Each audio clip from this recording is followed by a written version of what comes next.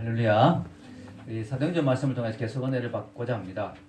사람들은 일반적으로 상식선에서 불이 무섭다라는 것을 알고 있습니다. 불은 무서운 거죠. 불은 위험한 것입니다. 그런데 그럼에도 불구하고 우리가 불의 위력을 잘 실감하지 못할 때가 많습니다. 왜냐하면 우리가 경험하는 불은 보통 어떤 특정한 장소에 갇혀 있는 불이기 때문이죠. 예를 들어 가스레인지 안에 있는 불, 또 벽난로 안에 있는 불, 뭐 이런 식으로 우리가 어떤 불들을 보통 볼 때는 어떤 특정한 장소에 갇혀 있는 불이기 때문에 불의 위력을 크게 실감하지 못할 때가 많은 것이죠. 그러나 불이 이렇게 번져나가고 퍼져나갈 때 그 위력은 엄청난 것입니다. 예를 들어 산불의 위력은 엄청나죠. 산불은 왜 엄청나냐? 그 자체가 엄청난 힘이 있는 데다가 이것이 통제가 안 되기 때문에 이게 정말 두려운 것이죠. 산불이 심하게 일어나면 참 감당하기가 힘이 듭니다. 저희들이 미국의 캘리포니아에 살 때 이런 경험을 한 적이 있습니다. 이 캘리포니아에 가끔씩 심한 산불이 날 때가 있는데요.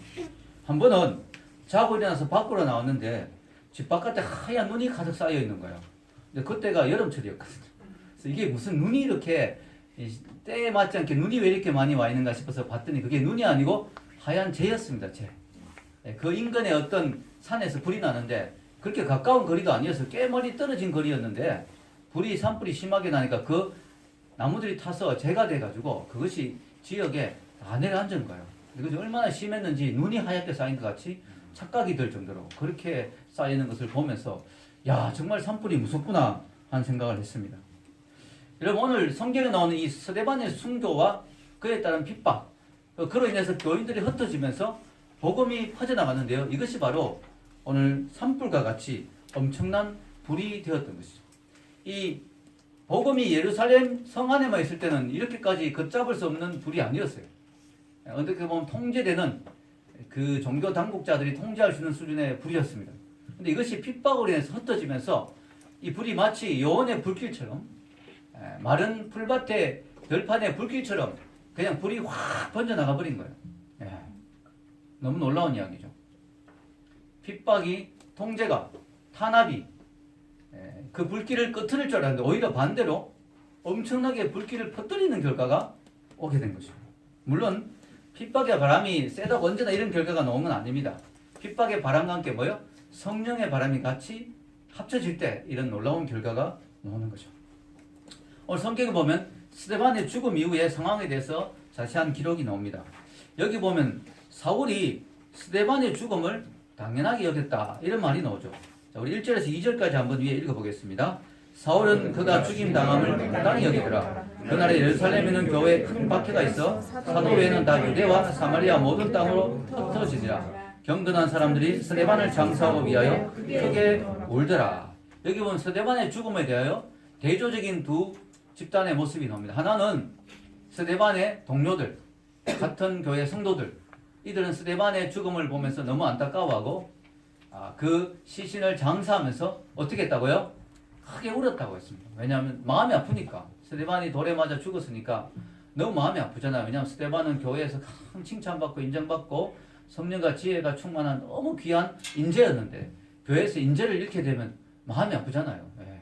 그 샛별과 같이 빛나는 집사님을 잃게 되니까 너무 마음이 아픈 거예요. 그래서 울었어요. 그런데 뭐요? 사울은 어땠어요? 울었습니까? 아니에요. 성경은 뭐라고 이야기합니까? 그가 죽임당함을 마땅히 여기더라. 이 말은 뭡니까? 잘 죽었다. 죽은 거 아주 당연하다. 아주 이렇게 생각하는 사울의 모습을 볼 수가 있습니다. 심지어 흐뭇하게 여긴 것도 있어요. 흐뭇하게. 야, 잘 죽었구나. 흐뭇하다. 근데요, 여기 보면 사울이요. 이 스데반의 죽음 이후에 이제 사울이 점점 더 거친 사람으로 변하는 걸 봅니다. 이제는 아예 전면에 사울이 났습니다. 그전에는 그냥 옷만 맡아주고 뭐 직접 돌을 던지진 않았던 것 같은데 옷만 맡아주고 이랬는데 이제는 사울이 스데반이 죽고 난 뒤에는 점점 더 강팍해지면서 이제는 핍박의 선봉장으로 나서게 됩니다. 자, 우리가 3절 한번 읽어봅시다. 3절. 사울이 교회를 잔멸할새 각 집에 들어가 남자를 끌어다가 옥에 넘기니라. 사울이 이제는 그냥 스데반만 죽은 걸로 끝난 게 아니고 야, 이 기회에 아예 이것들 다 잡아 죽여야 되겠다. 아예 교회를 그냥 씨를 말려야 되겠다. 이런 생각이 사울의 마음에 들어온 거예요. 그래서 교회를 어떻게 했다고요? 잔멸했다. 이 무서운 말이죠. 아예 교회를 완전히 그냥 싹을 잘라버리고 완전히 그냥 폐허로 만들고 완전히 교회를 씨를 말려버리는 이런 마음을 이 스데반 죽음 이후에 사울이 품게 됐습니다. 그래서 집집마다 아예 들어가서 그냥 모여있는 곳만 가는 게 아니고 각 집에 막 들어가가지고 남녀를 막 끌어냅니다. 막 분위기 여러분 안 봐도 뻔하죠. 막 머리채를 잡고 막 당겨내고 막 와, 무시무시한 상황이 발생하고 있습니다. 우리가 잘 아는 고린도 전서 13장. 사랑장을 누가 썼어요? 사도 바울이 썼죠. 사랑은 오래 참고, 사랑은 온유하며. 이 사랑장을 쓴 바울의 모습하고 너무 다르죠? 이걸 보면 우리가 뭘 깨달을 수 있어요? 야, 하나님이 한 사람을 변화시킬 때 얼마나 놀랍게 변화시킬 수 있는가. 이 도끼가 오르고 눈에 살기가 등등한 이 사울이 고린도전서 13장을 쓴 사랑장을 쓴 사도 바울의 모습으로 바뀐 거예요. 이 하나님의 역사가 얼마나 놀랍습니까? 자, 여기는 아직 변화되기 전에 사울이에요. 막 핍박을 합니다. 자, 그런데 이 핍박의 결과가 어떻게 됐느냐? 4절을 보겠습니다. 4절 읽겠습니다. 그 흩어진 사람들이 두루 다니며 복음의 말씀을 전할세. 자, 이 핍박의 결과가 사울의 생각과는 좀 너무 다르게 나왔죠. 사울은 핍박을 통해서 교회를 완전히 이 땅에서 없애버리려고 했는데 오히려 핍박을 통해서 사람들이 막 흩어지면서 어떻게 됐어요? 더 열심히 복음을 전하는 흩어진 사람들이 복음을 전했어. 복음이 이제는 통제되는 불이 아니라 산불처럼 흩어지는 통제가 안 되는 걷잡을 수 없는 불로 막 바뀌어버린 거예요. 옛날에 아니고 제가 그 최근에 어떤 글을 읽었는데 옛날에 그 3.1운동 때 3.1운동이 사실은 그 이화학당이나 몇몇 기독교 학교에 학생들을 중심으로 일어났어요. 그것도 여학생들을 중심으로. 여자들이 대단한 것 같아요. 여학생들을 중심으로 그 중심에 유관순도 있었죠. 여학생들 중심으로 이 3.1운동이 막 불이 막 붙었는데 그들을 막 핍박한 거예요. 그러니까 이 학교가 문을 닫게 됐어요. 그래서 학생들이 각자 자기 고향으로 다 흩어지게 됐어요. 그래서 일제는 안심했죠. 학생들이 뭉쳐서 막 데모를 하고 3.1운동을 하니까 독립운동을 하니까 이들을 막 핍박해가지고 교회 학교 문을 닫게 하고 막 집으로 다 돌려보내니까 이제 끝났다. 이제 안심이다 싶은데 그게 잘못된 판단이었던 거예요. 그들이 태극기를 막 가지고 독립선서를 구해가지고 고향으로 막 가서 그때부터 막 전국적으로 3.1운동이 일어나게 된 거예요. 이건 비슷한 거예요. 자, 미들이 핍박을 했는데 가면서 막 가는 곳마다 복음을 전하니까 복음이 이제는 유대 예루살렘 땅에서 예수님이 말씀하신 것처럼 예루살렘과 유대와 사마리아와 온 땅까지 흩어지게 되는 계기가 된 것입니다. 여러분 우리가 이 흩어진 사람들이 복음 전하는 이 모습을 보면서요 3가지의 교훈을 배울 수 있는데요. 첫째는요 유대인들이 복음을 거부하자 드디어 이 복음이 이방인에게 넘어가기 시작한 것이죠. 자, 이 스데반 집사님은요 복음을 전했어요. 대상이 누구였냐면 유대인들이죠. 유대인들은 구약에 정통하잖아요. 그래서 스데반 집사님은 설교를 할 때 유대인들이 잘 아는 구약을 가지고 설교했어요. 여러분 스데반 집사님 설교 읽어보면 전부 구약을 인용합니다. 구약의 내용들을 쭉 이야기하면서 이제 성전 제사가 끝나고 이제 예수님이 오셨다 이걸 이야기하는데 맞아 죽었어요. 자, 스데반 집사님이 유대인들에게 열심히 복음을 전했는데 유대인들은 끝까지 귀를 막고 진짜 귀를 막아요. 실제로 귀를 딱 막았어요. 이 사람들. 귀를 막았는데 손은 어떻게 써서 돌을 던졌는지 모르겠어요. 귀를 막고 돌을 들어서 던졌어요. 그래서 유대인들이 딱 귀를 틀어막고 거부하자 이제 복음을 하나님이 이방인에게 할 만큼 했다. 유대인들도 더 이상 하나님께 불평할 수가 없어요. 왜 우리에게 복음을 안 주고 이방인에게만 주느냐 불평할 수가 없죠. 딱 하나님 이제 복음을 이방인에게 쫙 퍼뜨립니다. 우리나라에서 사실은요 하나님이 복음을 우리에게 다 기회를 주세요. 우리에게 복음의 기회를 주십니다. 여러분이 교회도 나오고 복음을 들을 기회를 주시죠. 근데 끝까지 귀를 막고 안 들으면 이제 더 이상 복음을 안 주시고 그 축복을 다른 사람에게 돌리십니다. 우리가 그걸 알아야 돼요. 그래서 여러분이 하나님은 인내하시는 분이지만 그 인내가 영원하진 않다 하는 걸 알아야 돼요. 하나님 여러분에게 기회를 주시고 은혜를 주실 때는 그걸 받아들여야 돼요. 마음을 열고 받아들여야 되는데 끝까지 귀를 막고 안 들어버리면 그 축복이 다른 사람에게 넘어가게 되는 거예요.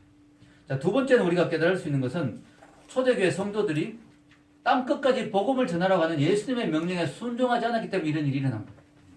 예수님은 복음을 분명히 땅 끝까지 전하라고 여러 차례 이야기했어요. 예루살렘과 유대와 땅 끝까지 그 이야기도 하셨고 또 뭐예요? 모든 민족으로 족속으로 제자를 삼으라 하셨잖아요. 땅 끝까지 전하라고 모든 민족에게 전하라고 여러 번 이야기하셨는데 뭐예요? 이들은 예루살렘 안에서만 복음을 가지고 있었죠. 왜냐하면 초기에 예수님의 제자들이 대부분 유대인이었기 때문에 예수님의 복음을 유대교 안에서 유대인의 어떤 그 공동체 안에서만 자꾸 해석을 한 경향이 있었습니다. 자기들끼리만 전하고 끝난 거예요. 뭐 선교사를 파송한다는 이런 게 없어요. 예루살렘 교회는. 자기들끼리만 그냥 복음을 전하고 끝나니까 예수님이 이런 방법을 통해서라도 뭐예요? 복음이 예수님의 명령처럼 땅끝까지 전하도록 그렇게 유도하신 거죠. 그래서 이들이 복음의 명령에 순종했으면 핍박이 필요 없었어요. 그러나 그들이 자기들끼리만 복음을 갖고 있었으니까 이런 방법을 통해서라도 하나님이 복음을 전하게 하십니다. 세 번째는 흩어진 사람들이 그래도 감사한 것은 뭐예요? 가는 곳마다 복음을 전했다는 거죠. 복음을. 여러분, 이 사람들이 흩어지면서 얼마나 마음이 외롭고 힘들고 두려웠을까요? 스데반 집사님이 순교하고 막 무시무시한 사람들이 와서 자기들 핍박하고 막 교회가 막 깨지려고 하고 막 큰 위험이 오고 안전이 이제 위협받고 이런 상황에서 말이죠. 흩어지면서 얼마나 외롭고 힘들었겠어요. 그러나 그들은 뭐예요? 그럼에도 불구하고 가는 곳마다 복음을 전했습니다. 자, 이 복음을 전하는 사람 중에 아주 돋보이는 한 사람이 있습니다. 그게 바로 오늘 성경 제가 오늘 말씀 제목으로 잡은 누굴까요? 빌립 지사님이에요. 여러분, 빌립 지사님의 내용이 5절과 6절에 나옵니다. 읽어보겠습니다. 빌립이 사마리아 성에 내려가 그리스도를 백성에게 전파하니 무리가 빌립의 말도 듣고 행하는 표적도 보고 한 마음으로 그가 하는 말을 따르더라. 아멘. 자, 빌립 지사님은 가장 가까운 동료 스데반 집사님을 잃었습니다. 그리고 사랑하는 교회 공동체 식구들이 막 흩어졌어요. 우리가 지금 흩어지지 않고 매주 모이잖아요. 이 모일 수 있는 공동체가 있다는 게 너무 감사하죠. 근데 그들은 있을 수가 없어서 막 흩어졌어요. 얼마나 외롭고 힘들었어요. 그런데 빌립 지사님은 가는 곳마다 복음을 전했는데 특별히 어디 갔어요? 사마리아. 사마리아라는 곳은 특히 들어가기가 힘든 곳이죠. 왜냐하면 유대인들과 사마리아는 아주 적대적인 그런 관계가 있잖아요. 그래서 그들이 그 뭐 배경 여러분 잘 아시지만 BC 722년 성경의 파노라마 하신 분들은 기억하겠습니다. 이스라엘이 아수르가 이스라엘 쳤다. 722. 여러분 722년 딱 아수르가 했는 정책이 아주 나쁜 정책이 뭐냐면 피를 섞는 정책. 그래가지고 그 지역에 있는 북이스라엘에 있는 아수르가 침공해서 북이스라엘의 사람들을 막 멀리 옮기고 거기 또 아수르 사람들이 이방인들을 막 심어요. 그래서 그 사람들끼리 막 결혼시키고 해서 피가 섞이게. 유대인들의 혈통이 중요한데 피가 섞여버리니까 이 사마리아 지역에 북이스라엘 사마리아 지역의 사람들은 남쪽에 있는 정통 유대인들이 보기에는 피가 섞인 혼혈족. 그래서 좀 타락한 또 더러운 뭐 이런 식으로 막 그들을 대한 것이죠. 그래가지고 순수한 유대인이 아니기 때문에 배척하고 그러니까 그들도 유대인들을 배척하고 그래서 유대인과 그 사마리아 사이는 아주 안 좋은 그런 관계가 있었는데 거기에 지금 빌립 집사님이 들어갑니다. 담대하죠. 왜냐? 복음을 전해야 됩니다. 복음은 특히 이런 사람에게 더 필요하다. 이들이 하나님을 몰라서 엉뚱한 곳에서 예배하고 있다. 이들에게 복음을 전해야 된다. 들어갔습니다. 우리가 이걸 보면서 뭐예요? 복음을 전할 대상을 제한해서는 안 된다. 왜냐하면 들어갔더니 놀라운 표적과 기적이 일어나면서 사람들이 한 마음으로 빌립 집사님의 복음을 듣고 막 부흥이 일어나고 있는 거예요. 여러분 사실 이 사마리아가 부흥이 일어날 수 있는 영적 배경이 있어요. 그게 뭘까요? 혹시 아시는 분? 성경 요한복음에 보면 뭐예요? 빌립 집사님보다 먼저 사마리아에 들어간 전도자가 있었죠. 누굴까요? 예수님이었어요. 수가성의 여인. 그래서 거기서 이미 예수님이 한번 복음을 전했던 거예요. 이미 그것이 영적으로 준비된 지역이었다고 볼 수 있습니다. 그래서 영적으로 하나님이 이미 그것을 준비해 놓으신 거예요. 그래서 이 빌립 집사님이 딱 들어가니까 영적으로 탁 터진 거예요. 그래서 엄청나게 부흥이 일어나고 있습니다. 그래서 여러분 우리가 이 복음을 전할 때는 하나님이 어떻게 역사할지 모르기 때문에 어떤 사람이나 지역을 너무 제한하면 안 되는 거죠. 자, 이 빌립 집사님은 위대한 전도자예요. 성경에 나오는 위대한 전도자의 모범인데 빌립 집사님이 딱 열심히 복음을 전하는데요. 하나님께서 광야로 가라고 갑자기 광야. 광야로 갔더니 누구를 만나냐면 이디오피아 내시, 이 아프리카 내시를 에티오피아 여왕의 국고를 맡고 아주 높은 권세를 가지고 있는 내시를 만나게 됩니다. 이 내시가 상당히 영적인 사람이었던 것 같아요. 그래서 이 하나님 앞에 예배하기 위해서 예루살렘에 왔다가 이제 내시가 다시 돌아가는 그런 상황이죠. 자, 그런데 여기 광야에서 빌립 집사님이 그 사람하고 딱 만나게 돼서 복음을 전했습니다. 자, 빌립 집사님이 위대한 전도자가 될 수 있었던 비결이 세 가지를 제가 이야기하고 싶습니다. 이게 세 가지 제가 적어 놓았죠. 첫째는 뭘까요? 그는 성령의 음성에 민감했다. 자, 여러분 26절 한번 읽어볼까요? 다시 시작. 주의 사자가 빌립에게 말하여 이르되 일어나서 남쪽으로 향하여 예루살렘에서 가사로 내려가는 길까지 가라 하니 그 길은 광야라. 예. 자, 여러분 지금 빌립이 사마리아를 전도했는데 사마리아에 막 부흥이 일어났어요. 근데 갑자기 난데없이 성령님이 감동을 주시는데 그거 그만하고 광야로 가라. 우리가 생각하기에 이게 말이 잘 안 되잖아요. 지금 여기 지금 엄청난 성령의 역사가 일어나고 있는데 아무도 없는 광야로 왜 가라고 하시느냐. 이게 말이 안 되는 거죠. 그런데 하나님은 다른 계획이 있으신 거죠. 왜냐하면 사마리아서는 이 정도면 됐고 부흥하고 있으니까 이제 자체적으로 막 계속 전도되고 부흥되고 있으니까 지금 이디오피아의 내시를 통해서 아프리카에 하나님은 복음을 전하고 싶은 거예요. 아프리카에 지금 복음이 들어가기를 원하시고. 근데 마침 아프리카 사람이 온 거예요. 그것도 아주 큰 권세를 가진 사람이 왔으니까 이 사람이 제대로 딱 변화되면 아프리카에 특히 에디오피아를 중심으로 아프리카에 지금도 에디오피아의 기독교가 아주 많습니다. 그게 내시 덕분이에요. 내시. 그래서 에디오피아를 통해서 아프리카에 복음을 전하고 싶은데 이 빌립을 사용하고 싶은 거예요. 빌립은 그 명령에 순종한 거죠. 그래서 여러분 우리가 전도할 때 성령님의 음성에 민감한 게 되게 중요합니다.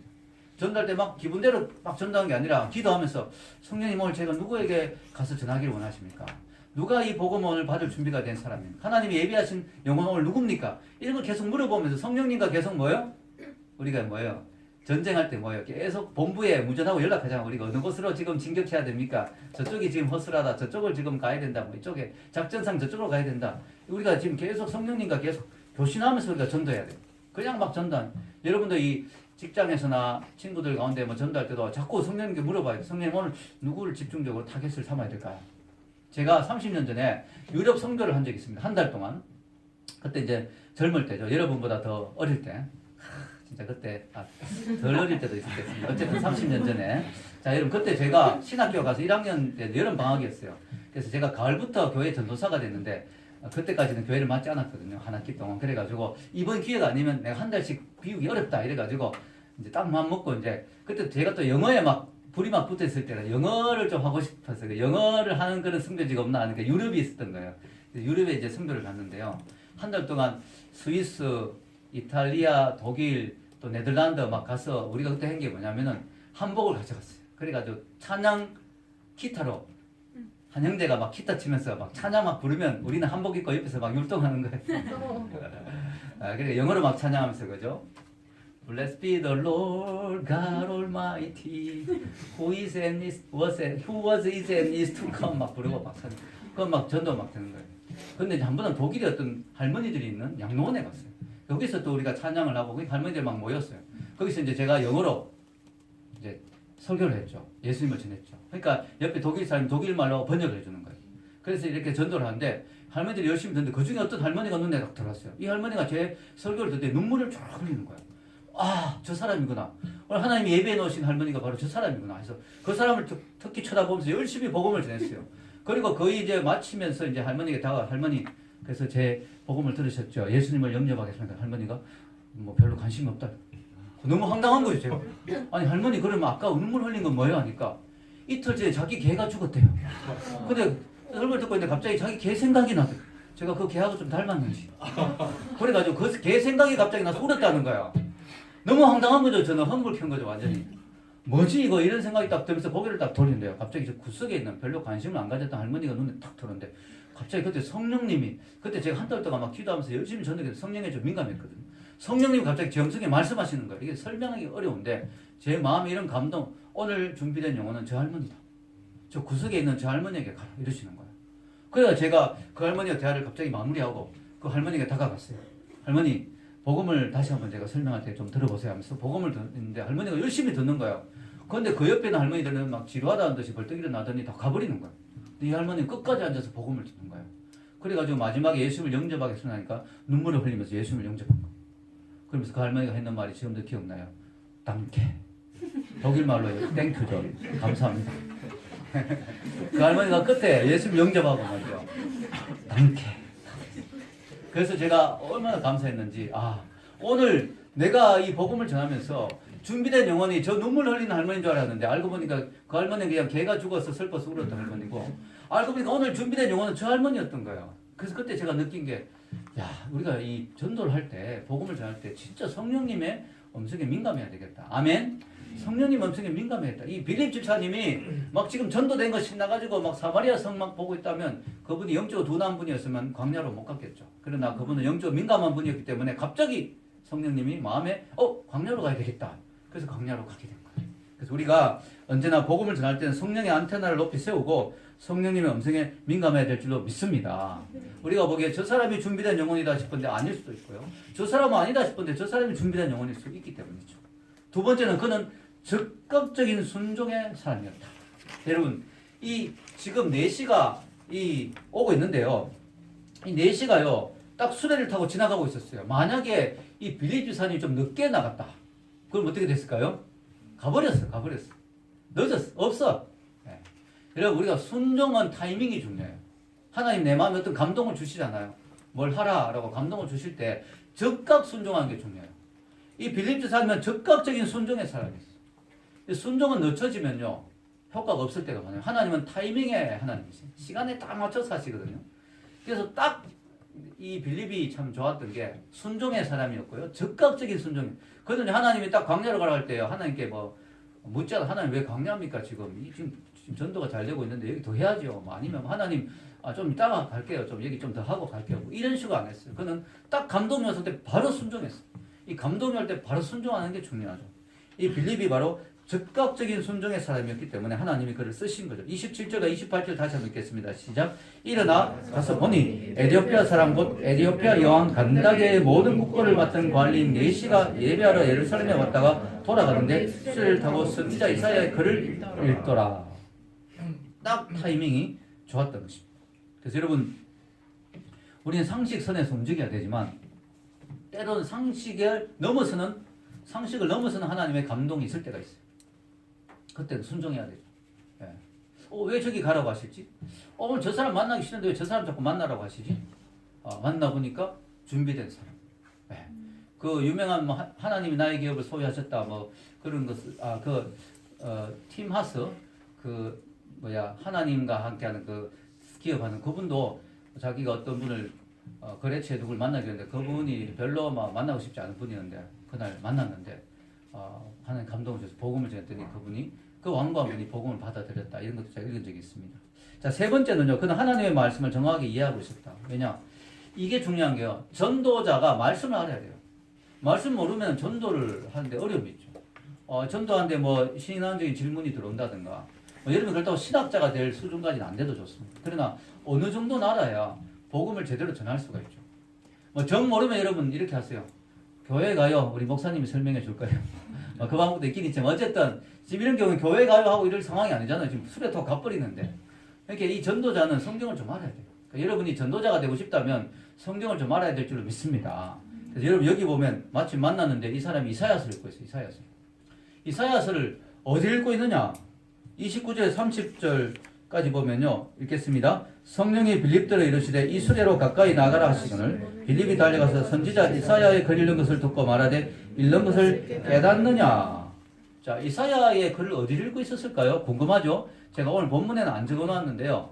성경을 더 읽어보면 이렇게 나옵니다. 밑에 우리 사도행전 8장 32절 33절 이렇게 적어놨죠. 이걸 읽고 있었어요. 읽겠습니다. 읽는 성경 구절은 이것이니 일러스되 그가 도살자에게로 가는 양과 같이 끌려갔고 털 깎는 자 앞에 있는 어린 양이 조용함과 같이 그의 입을 열지 아니하였도다. 그가 굴욕을 당했을 때 공정한 재판도 받지 못하였으니 누가 그의 세대를 말하리요. 그의 생명이 땅에서 빼앗기미로다 하였거늘. 요 부분을 읽고 있었다는 거예요. 나 이게 이해가 안 된다. 이렇게 간다게가 이야기. 나는 이게 이해가 안 된다. 타이밍이 기가 막히죠. 여러분 이게 이사야서 몇 장인지 혹시 아세요? 50 하나만 빼세요. 53. 예, 맞습니다. 53장 그 유명한 그가 찔리면 우리의 허물을 인하며 그가 상하면 우리의 죄악을 인합니다. 그 구절이에요. 그 구절. 이걸 읽고 있었어요. 근데 여러분 이스라엘 사람들은요. 이걸 메시아의 고난으로 안 봅니다. 왜냐하면 메시아가 고난당하면 그들에게는 이해가 안 되는 거죠. 메시아는 왕이신데 고난당한다는 게 이해가 안 되죠. 그때까지는. 그래서 이스라엘 사람들은 주로 이것을 이스라엘의 고난으로 이해합니다. 근데 만약에 이걸 빌립 집사님이 이건 이스라엘이 고난당하는 거예요. 이렇게 설명했으면 복음이 전해지지 못했겠죠. 근데 빌립 집사님이 이걸 가지고 정확하게 이거는 메시아의 고난이다. 메시아가 우리를 위해서 이렇게 고난당하셨다. 우리를 위해서 찔리고 고통당하시고 이게 이사야가 예언한 거다.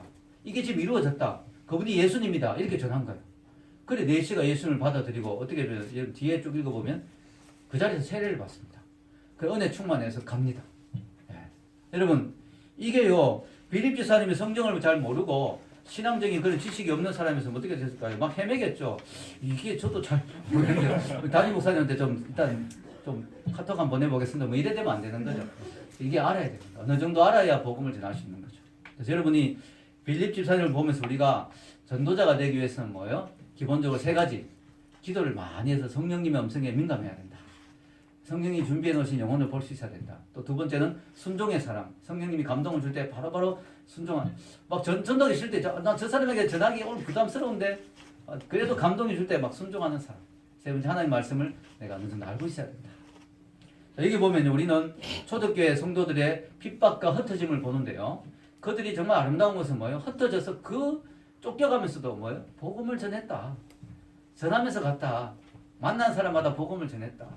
1절을 다시 한번 읽겠습니다. 1절 사울은 그가 죽인 당함을 마땅히 여기더라. 그날에 예루살렘에는 교회에 큰 박해가 있어 사도회는 다 유대와 사마리아 모든 땅으로 흩어지니라. 여러분 흩어지니라 이 말이 그 유명한 헬라어로 하면 디아스포라예요. 여러분 우리 디아스포라 말 들어봤죠? 디아스포라.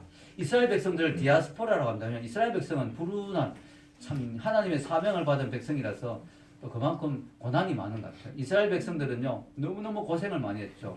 이 핍박으로 지금도 흩어졌지만요. 그전에도 뭐예요? 이스라엘 백성들이 포로로 끌려갔잖아요. 바벨론 포로로 끌려가면 또 아수르의 포로로 끌려 이러면서 막 흩어져. 전 세계로 또 이집트로 막 또 끌려가기도 하여튼 막 전 세계로 흩어진 백성들. 자 여러분 이스라엘 백성들이 흩어진 사람들, 흩어진 하나님의 백성들 이게 바로 디아스포라예요. 오늘 놀랍게도 이들이 흩어지면서 복음을 전했다. 이 디아스포라가 고난인데요. 왜냐면 흩어져야 되니까 얼마나 괴롭습니까? 흩어지는 것이 축복이 됐다. 왜냐? 그것이 흩어지면서 복음을 전하는 기회가 되기 때문에 이게 축복이 됐다. 여러분 전 세계적으로 이스라엘 사람들만큼 흩어진 비슷한 나라가 하나 있는데 그 나라가 어느 나라일까요? 한국입니다. 그럼 전 세계 어디 가도 한국 사람이 없는 곳이 없어요. 저 남미, 뭐 브라질, 아프리카 또 뭐예요? 저쪽에 중동 뭐 어딜 가도 한국인이 다 있어요. 왜냐? 우리나라 사람들도 일제시대를 거치면서 6.25를 거치면서 막 고생하고 흩어졌거든요. 그래가 이스라엘 사람들처럼 흩어졌어요. 이게 또 하나님의 섭리예요. 왜냐? 우리나라 사람들이 흩어진 곳마다 뭘 전했어요? 복음을 전했어요. 여러분 일본 사람들은 흩어지면 흩어진 곳에 뭘 만들어요? 비즈니스를 만들어요. 중국 사람들 흩어지면 뭘 만들어요? 중국집을 만들어요. 한국 사람들 흩어지면 교회를 만듭니다. 그래서 어디 가든지 한인교회가 다 있어요. 한인교회가. 어디 가든지 다 한인교회가 있다니까요. 어느 지역에 가든지. 너무 신기하죠.